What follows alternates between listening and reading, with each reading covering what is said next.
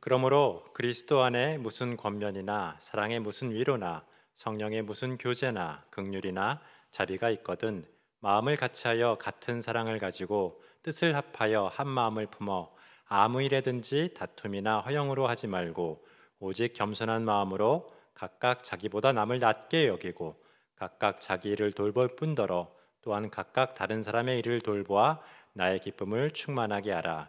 너희 안에 이 마음을 품으라. 곧 그리스도 예수의 마음이니 그는 근본 하나님의 본체시나 하나님과 동등됨을 취할 것으로 여기지 아니하시고 오히려 자기를 비워 종의 형체를 가지사 사람들과 같이 되셨고 사람의 모양으로 나타나사 자기를 낮추시고 죽기까지 복종하셨으니 곧 십자가에 죽으심이라. 이러므로 하나님이 그를 지극히 높여 모든 이름 위에 뛰어난 이름을 주사 하늘에 있는 자들과 땅에 있는 자들과 땅 아래에 있는 자들로 모든 무릎을 예수의 이름에 꿇게 하시고 모든 입으로 예수 그리스도를 주라 시인하여 하나님 아버지께 영광을 돌리게 하셨느니라. 아멘. 사랑의 하나님의 오직 이 시간 주의 말씀을 나눌 때 주의 성령께서 우리와 함께 하셔서 하나님의 음성을 듣게 하시고 주의 말씀으로 우리의 삶이 새로워질 수 있도록 축복하여 주시옵소서. 예수님의 이름으로 기도드립니다. 아멘. 오늘은 예수로 하나 된 마음이라는 제목으로 하나님의 말씀을 나누도록 하겠습니다. 바울 당시의 빌립보는 그리스 북쪽 마게도냐의 제1대는 로마의 식민 도시였습니다. 또한 이 빌립보 교회는 사도 바울이 소아시아 지역을 전도하다가 마게도냐로 건너와 우리를 도우라는 이 꿈의 인도함을 받아 빌립보에 세운 유럽 최초의 교회였습니다. 바울은 로마 감옥에서 이 자신을 물심양면으로 지원하고 돌보는 이 빌립보 교회인들에게 기쁘고 감사한 마음으로 이 서신서를 쓰고 있는 것입니다. 지난 1장에서는 하나님은 이미 시작된 우리의 구원을 끝까지 이루어 가시리라는 말씀과 또 내게는 예수님 안에 평안히 안식하는 죽음도 유익하지만 고난이 있어도 성도를 위하여 열매 맺는 더 유익한 삶을 살겠다는 이 바울의 고백을 들었습니다. 오늘은 겸손하게 순종하신 예수님의 마음을 품고서 예수님 안에서 하나 되어 이웃을 내 몸과 같이 섬기라는 이 2장 전반부의 말씀을 우리가 한두 절씩 읽고 또 살펴보도록 하겠습니다. 1장 1절 2절 우리 함께 읽겠습니다.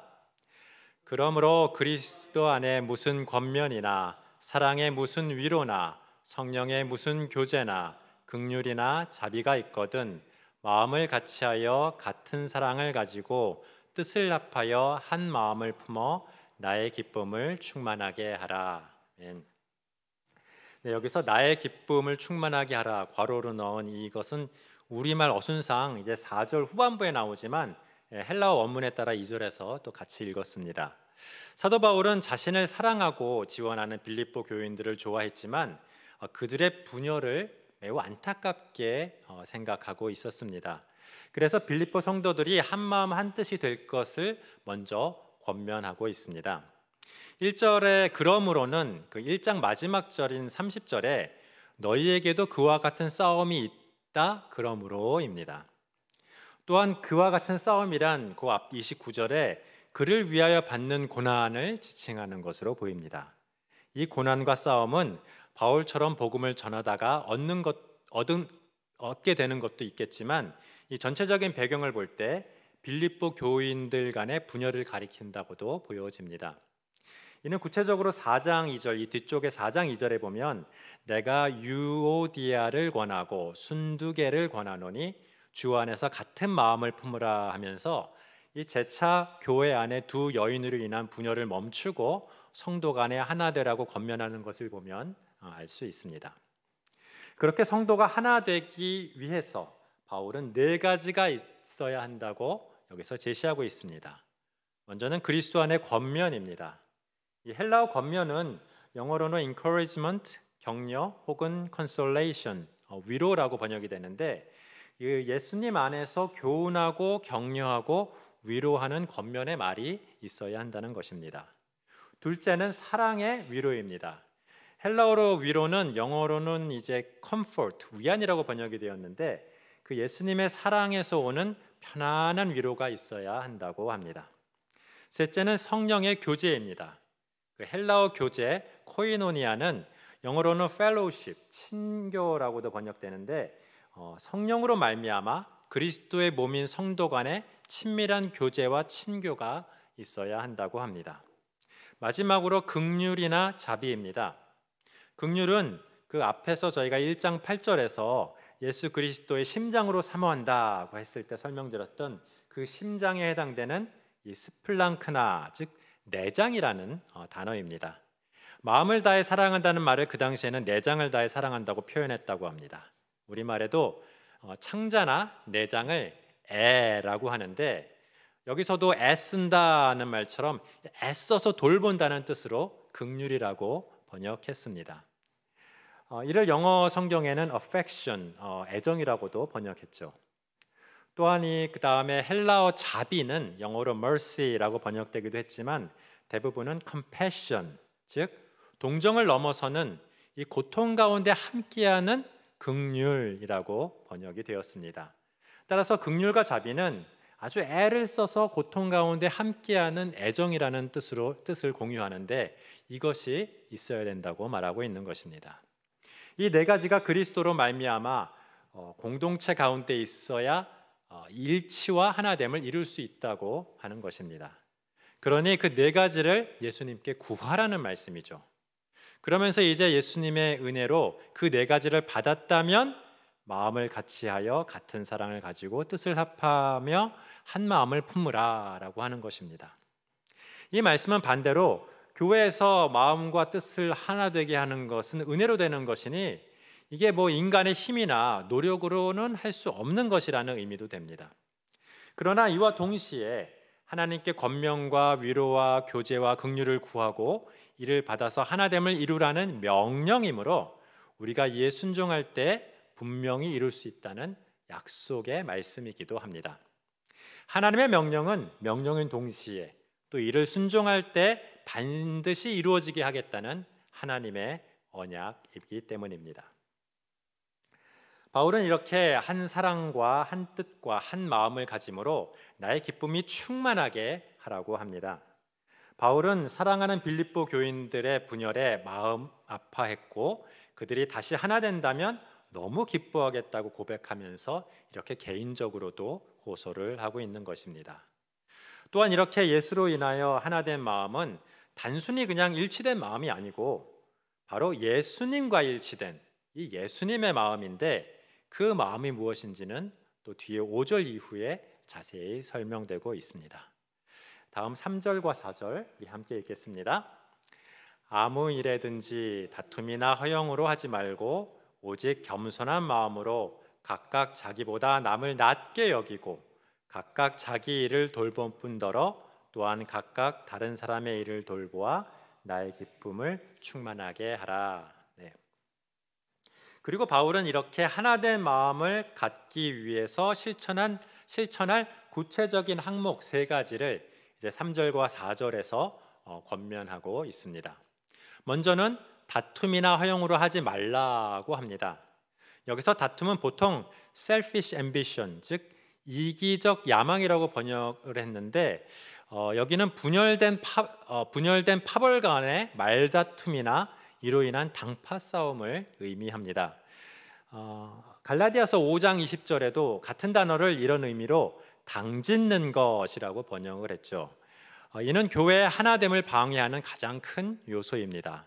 또한 허영은 예수님이 중심되지 못하고 자기 자신이 중심이 되는 헛된 자만을 말합니다. 이것은 바로 겸손의 반대말이라고 이해하시면 되겠습니다. 그래서 그 허영의 반대인 겸손한 마음으로 각각 자기보다 남을 낮게 여기라라고 하십니다. 남이 실제로 나보다 더 낫건 못하건 그건 전혀 상관이 없습니다. 그냥 무조건 더 낫게 여기라는 것이 주님의 명령입니다. 그 당시 헬라어 겸손은 굽실거리면서 복종하는 노예의 모습을 묘사하는 단어라서 전혀 미덕이 아니었습니다.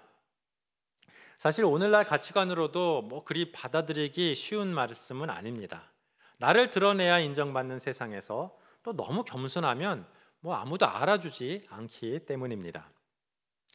그러나 우리의 믿음의 선배들은 겸손하여 자기에게 맡겨지는 위대한 일들을 감당하기에는 늘 부족하다고 생각했었습니다. 자기에게 집중하고 자신의 이익을 우선시하면 반드시 다른 이들과 충돌하고 또 이웃을 도울 수가 없게 됩니다. 나를 드러내기보다는 감추려고 할 때 나의 빛이 아닌 하나님의 빛이 나를 통해서 비추어지게 되는 것입니다. 여러분에게는 무엇이 인생에서 승리하는 길입니까? 요한계시록 6장 2절에 이에 내가 보니 흰 말이 있는데 그 탄 자가 활을 가졌고 면류관을 받고 나아가서 이기고 또 이기려고 하더라 라고 합니다. 이기고 또 이기려는 것은 예수님의 일은 아닙니다. 따라서 이 흰 말 탄 자는 예수님이 아니고 그 당시 파르티아 군대를 빗대어 설명하는 세상의 심판자를 말합니다. 세상에서 이기고 또 이겨야 승리한다고 생각하고 있습니다. 그러나 상대를 누르고 승리하여 이익을 취하려고 하는 것은 결코 이 져야만 승리하는 십자가의 길이 아니죠. 남을 나보다 낮게 여기는 것이 십자가의 길입니다. 너와 내가 하나 될 수 있는 방법은 내가 너를 더 낮게 여기는 방법밖에 없습니다. 이것이 어쩌면 저와 여러분이 결혼을 통해 처절하게 배운 좀 사소하지만 소중한 진리가 아니겠습니까? 그리고 각각 자기 일을 돌볼 뿐더러 또한 각각 다른 사람의 일을 돌보라고 하십니다. 이는 남을 자기보다 낮게 여기는 겸손의 마음을 가지고 실제 삶에서도 그렇게 실천하라는 말씀이죠. 그러나 흥미롭게도 다른 사람의 일을 먼저 돌보라고 하지는 또 않으십니다. 자기 일을 돌보는 것과 다른 사람의 일을 돌보는 것을 동일하게 하라는 것이죠. 이것은 예수님의 내 이웃을 내 몸과 같이 사랑하라는 말씀과 같습니다. 내 몸은 돌보지 않고 남만 돌보다가 지치는 것이 아니고 내 몸도 사랑하고 돌보는 것이 또한 예수님의 뜻입니다. 나의 이익과 타인의 이익을 동일시하여 동일한 우선순위를 두고 행하는 것을 말하고 있습니다. 그때 공동체가 하나 되는 것입니다. 그 이웃들과 분열하지 않고 하나가 되는 것이죠. 그리고 우리가 그리스도와 같이 점점 성숙할수록 그 이웃의 범위는 늘어나고 이 이웃의 조건은 사라지면서 모두를 사랑하고 결국 심지어는 미워하는 원수까지 사랑하는 수준에 이르게 됩니다. 결국 사랑하는 사람은 천국을 누리게 되고 사랑하지 못하는 사람은 지옥에 머물게 됩니다. 또한 성령님은 이웃과 나를 묶어주시는 분입니다. 내가 성령이 충만하면 나는 이웃과 하나가 됩니다. 이웃을 사랑하여 이웃의 일을 내 일과 함께 돌보게 됩니다. 내가 이웃과 불화하고 이웃의 일에 무관심하다면 어쩌면 나는 성령에 충만하지 못한 것이라고 볼 수 있겠습니다. 5절 말씀 우리 함께 읽겠습니다. 너희 안에 이 마음을 품으라 곧 그리스도 예수의 마음이니. 네, 여기서 마음이라고 번역된 헬라어 프로네오는 마음을 훈련시킨다는 말이에요. 뭔가를 행할 마음을 먹는다는 말입니다. 영어로 단순히 마인드라고 번역하기도 하지만 attitude 혹은 mindset이라고 번역하기도 합니다. 나보다 남을 낮게 여기고 다른 사람의 일도 돌보라는 겸손한 이 마음을 품고 그런 태도를 취하라는 말씀입니다. 그리고 그 마음이 바로 예수님의 마음이요 예수님의 태도라고 하시면서 그 훈련된 마음과 태도를 이해하기 위해서 이 6절부터는 예수님의 일생을 멋지게 그러나 정확하게 시적으로 언급하고 있습니다. 6절 함께 읽겠습니다. 그는 근본 하나님의 본체시나 하나님과 동등됨을 취할 것으로 여기지 아니하시고. 네, 예수님은 하나님이십니다. 요한복음 1장은 이를 분명하게 우리에게 말씀해 주고 있습니다. 태초에 말씀이 계시니라 이 말씀이 하나님과 함께 계셨으니 이 말씀은 곧 하나님이시니라. 그가 태초에 하나님과 함께 계셨고 만물이 그로 말미암아 지은 바 되었으니 지은 것이 하나도 그가 없이는 된 것이 없느니라. 아멘. 여기서 말하는 말씀, 즉 로고스는 예수님을 가리킵니다. 따라서 태초에 예수님이 계셨고 그 예수님은 성부 하나님과 함께 계셨고 그 예수님이 곧 하나님이라는 말씀입니다. 그리고 그 예수님은 성부 하나님과 함께 만물을 지으신 창조자 하나님이시라는 말씀입니다. 본문의 근본 하나님의 본체에서 이 근본은 영어로는 already existed, 이미 존재하는 이라고 번역이 되는데 변화할 수 없는 본질 그대로라는 의미입니다. 그리고 본체라고 번역된 헬라어 morphe는 변화하지 않는 내적 형상을 의미합니다. 이는 변화할 수 있는 외적 형상인 헬라어 스키마와 구별되고 대조되어 사용되는 말입니다. 예를 들어 나의 morphe는 인간이지만 나의 스키마는 아기였다가 어린이였다가 어른이었다가 노인인 것과 같습니다. 따라서 예수님이 근본 하나님의 본체라는 말은 예수님은 변화될 수 없는 본질적인 하나님의 내적 형상을 몰페로 가진 분이라는 말씀입니다. 결국 이 말씀은 예수님은 빼도 박도 못하는 완전한 하나님이다라는 말씀이죠. 그런데 하나님과 동등됨을 취할 것으로 여기지 아니하셨다고 합니다. 예수님은 마땅히 누려야 할 정당한 하나님의 지위를 누리지 않고 자신을 비우고 내려놓았습니다. 왜냐하면 예수님께서는 하나님으로서 하나님의 지위를 계속 누리고 있는 것보다 더욱 위급한 일이 생겼기 때문입니다. 그것은 바로 우리 인간의 타락이었습니다. 하나님의 애지중지하는 인간이 하나님이 먹지 말라고 금지한 선악과를 먹음으로 창조자 하나님을 거부하고 에덴과 하나님을 떠나간 것이었습니다. 하나님이 아닌 자기 자신을 자신의 하나님으로 믿고 스스로의 힘으로 살아가려고 했습니다. 그러나 인간은 스스로 믿을 만한 존재가 못 되었고 그 능력도 너무나 미약했습니다. 하나님을 떠난 인간은 하나님의 무한하고 풍성한 공급이 끊기자 유한하고 척박한 삶을 살 수밖에 없었습니다. 그래서 인간들은 남겨진 유한한 이 자원을 차지하기 위해 서로 싸우고 지배하는 비참한 세상을 만들게 되었습니다. 그 타락한 세상 가운데 비참하게 살다가 죽어가는 인간을 불쌍히 여기신 이 성부 하나님은 이들을 구원하시기를 원하셨습니다. 그리고 성자 하나님께 이 사랑의 마음을 전하셨습니다. 그 마음을 받고 함께 공감한 이 성자 예수님은 그 사랑의 마음을 품고 아버지의 뜻에 복종하셨습니다. 그래서 예수님은 하나님의 지위를 누리기를 기꺼이 중단하고 내려놓는 겸손의 마음을 가지게 되었던 것입니다. 7절 함께 읽겠습니다.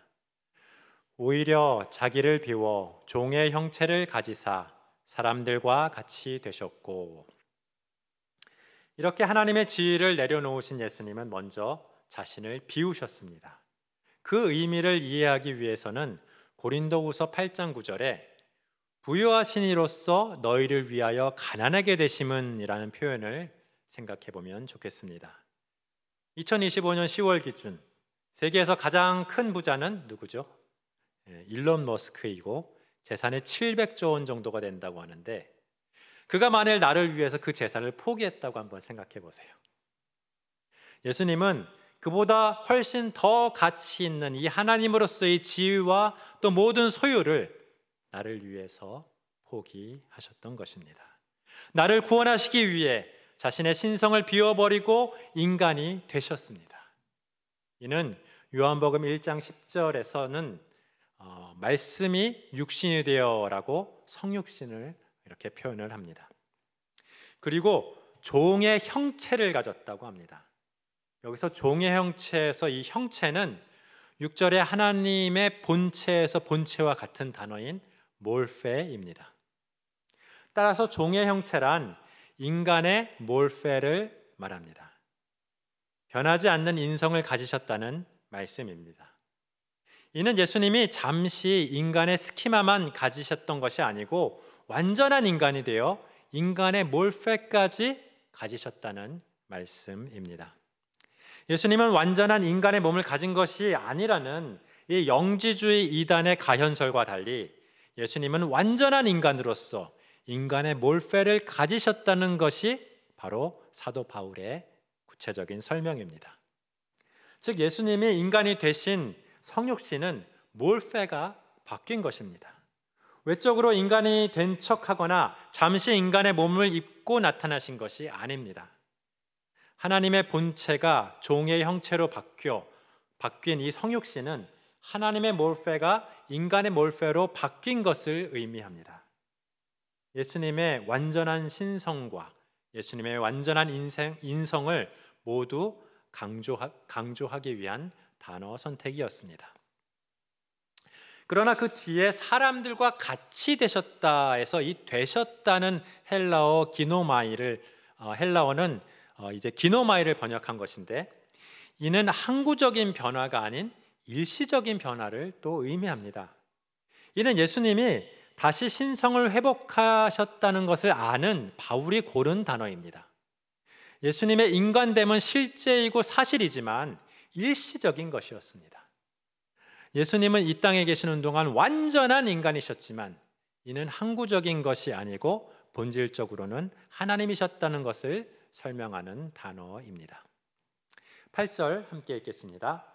사람의 모양으로 나타나사 자기를 낮추시고 죽기까지 복종하셨으니 곧 십자가에 죽으심이라. 아멘. 여기서 사람의 모양으로 나타나사에서 이 모양은 앞서 설명드렸던 이제 스키마입니다. 예수님은 인간의 몰페를 가지셨으니 당연히 인간의 스키마도 가지셨겠지요. 사람의 모양이란 그냥 누가 보아도 외견상 사람이었다는 말씀입니다. 이렇게 사람이 되신 것은 겸손하여 자기를 낮추신 것입니다. 어느 누구도 이렇게 하나님이 인간이 되신 것보다 더 자기를 낮출 수는 없습니다. 내가 아무리 나를 낮춘다 하여도 예수님을 따라갈 수 없으니 이 이웃을 섬기기 위한 겸손의 십자가는 아무리 강조하여도 지나치지 않는 것입니다. 예수님도 마태복음 23장 12절에 누구든지 자기를 높이는 자는 낮아지고 누구든지 자기를 낮추는 자는 높아지리라 하고 강조하셨습니다. 왜 예수님이 이렇게 낮아짐을 강조하셨을까요? 왜 자신을 높이는 자는 오히려 낮아진다고 말씀하셨을까요? 이 낮아짐에는 목적이 있는데 그것은 바로 복종하기 위해서입니다. 하나님께 복종하기 위해서입니다. 자신을 높이는 교만한 사람은 하나님께 복종할 수가 없습니다. 아담과 하와가 에덴을 떠난 유일한 이유는 교만하여 스스로 하나님과 같이 되려 했기 때문입니다. 잠언 16장 5절에 무릇 마음이 교만한 자를 여호와께서 미워하시나니 라고 말씀하시죠. 하나님이 교만한 자를 미워하시는 이유는 교만하면 하나님께 복종하지 못하고 죄를 짓고 하나님 곁을 떠나갈 수밖에 없기 때문입니다. 겸손해야 낮아지고 하나님께 복종할 수 있으니 예수님은 자기를 낮추시고 죽기까지 복종하심으로 우리에게 본을 보이시며 오늘도 낮아져라, 겸손하라 라고 말씀하시는 겁니다. 그런데 그러면 왜 예수님은 죽기까지 복종을 해야 했을까요? 왜 하나님께 죽기까지 복종하는 것이 중요해서 그렇게 낮아지고 또 낮아지셨을까요? 예수님이 죽기까지 복종하는 것은 십자가를 질 수 있기 위함이었습니다. 그리고 십자가를 지는 것은 우리를 구원하기 위함이었습니다. 예수님은 우리를 사랑해서 구원하기 원하시는 이 하나님 아버지의 마음을 품고 이 땅에 오셔서 이 십자가를 지셨던 것입니다. 그 십자가를 십자가를 지기 위해서 아버지께 죽기까지 복종하셨고, 죽기까지 복종하기 위하여 자기를 비우시고 낮아지셨던 것입니다. 그것이 우리가 품을 예수님의 마음입니다.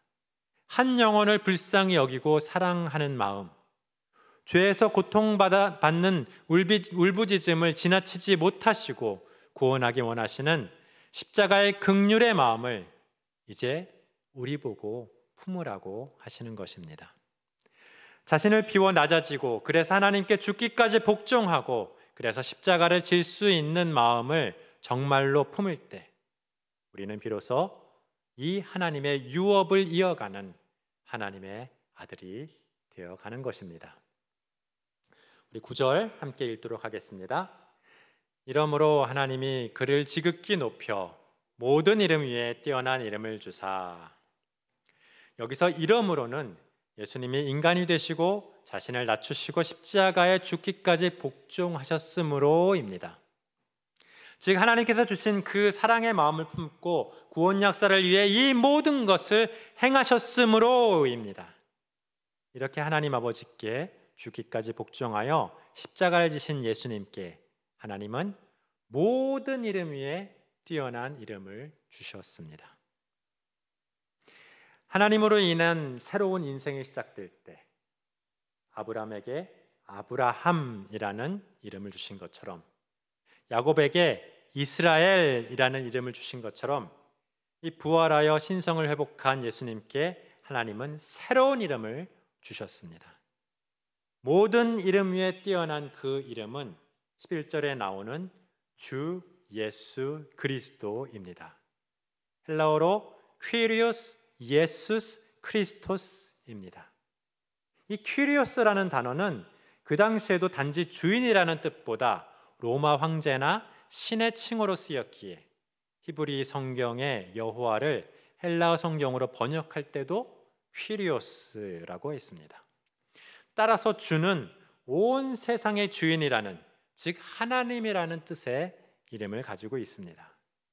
그리고 크리스토스, 그리스도는 헬라어로 메시아라는 말입니다. 우리말로는 우리를 구원하신 구세주라는 말이죠. 바로 우리를 구원하신 나사렛 예수가, 주 예수 그리스도가 퀴리오스 예수스 크리스토스가 되신 것입니다. 10절 11절 우리 함께 읽겠습니다. 하늘에 있는 자들과 땅에 있는 자들과 땅 아래에 있는 자들로 모든 무릎을 예수의 이름에 꿇게 하시고 모든 입으로 예수 그리스도를 주라 시인하여 하나님 아버지께 영광을 돌리게 하셨느니라. 아멘. 네, 여기서 하늘에 있는 자는 천사들과 죽은 성도의 영혼이고요, 땅에 있는 자는 살아있는 인간들을 말하고, 땅 아래에 있는 자는 마귀들과 죽은 불신자들의 영혼을 말하고 있습니다. 이는 영적인 모든 피조물을 가리키는 말이며, 하나님은 이 모든 피조물로 예수님께 무릎을 꿇고 절하게 하셨다는 말씀입니다. 경배하게 하셨다는 말씀입니다. 그리고 그 모두가 예수님을 주인으로 시인하게 하셨다고 합니다. 헬라어로는 그냥 모든 입이 주 예수 그리스도라고 고백하게 하셨다라고 쓰여 있습니다.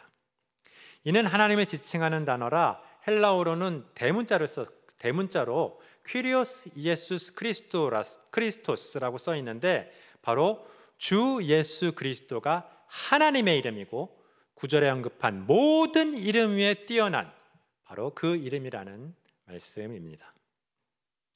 여기서 주의할 점은 이 예수님이 이렇게 높임 받으시고 영광 받으신 데는 아주 중요한 궁극적인 목적이 있다는 것입니다. 그것은 바로 하나님께 영광을 돌리기 위함입니다.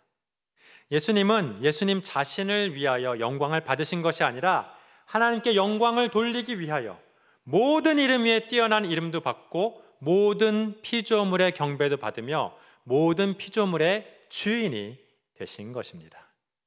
고린도전서 15장 28절에도 보면 만물을 그에게 복종하게 하실 때는 아들 자신도 그때에 만물을 자기에게 복종하게 하신 이에게 복종하게 되리니 라고 말씀하십니다. 따라서 하나님의 아들의 목적은 하나님을 하나님 되게 하고 하나님께 모든 영광을 돌리기 위한 것입니다. 우리도 이러한 예수님의 겸손한 마음을 기억하고 본받아야겠습니다. 자신을 낮추시고 하나님께 복종하시고 십자가에 대신 죽기까지 영혼을 불쌍히 여기시는 고 사랑하신 예수님, 하나님이 높이실 때는 영광도 받지만 그 모든 영광까지 하나님께 돌리는 그 예수님의 길을 따라가야 할 것입니다. 예수님의 길은 십자가의 길입니다. 마태복음 16장 24절에 누구든지 나를 따라오려거든 자기를 부인하고 자기 십자가를 지고 나를 따를 것이니라 라고 말씀하십니다. 십자가의 마음은 하나님께서 맡겨주신 영혼을 위하여 대신 죽기까지 사랑하는 마음입니다. 그 예수님의 마음을 가져야 이 공동체가 하나가 됩니다. 우리 공동체 한 사람 한 사람이 이 예수로 하나 된 마음을 갖기를 소망합니다. 있는 모습 그대로 받아주며 나보다 남을 낮게 여기며 예수님의 마음, 십자가의 마음을 품고 하나 되어 서로 섬길 수 있기를 예수님의 이름으로 축원합니다. 함께 기도하겠습니다. 사랑해 주님 감사합니다. 우리를 부르시고 구원하시고 하나님의 자녀 삼으심에 감사합니다. 자신을 비우시고 낮아지신 겸손한 예수님의 마음을 품게 하여 주시옵소서. 불쌍히 여기고 사랑하고 희생할 수 있는 십자가의 마음을 품게 하여 주시옵소서. 나보다 남을 낮게 여김으로 다른 사람의 일을 서로 돌봄으로 하나 되는 우리 공동체가 되게 하여 주시옵소서. 그리고 예수님을 따르는 이 수고로운 우리의 삶이 결국 하나님 아버지께 영광이 되게 하여 주시옵소서. 우리에게 겸손하고 하나된 마음을 주셔서 늘 승리하게 하실 것을 믿사오며 예수님의 이름으로 기도드리옵나이다. 아멘.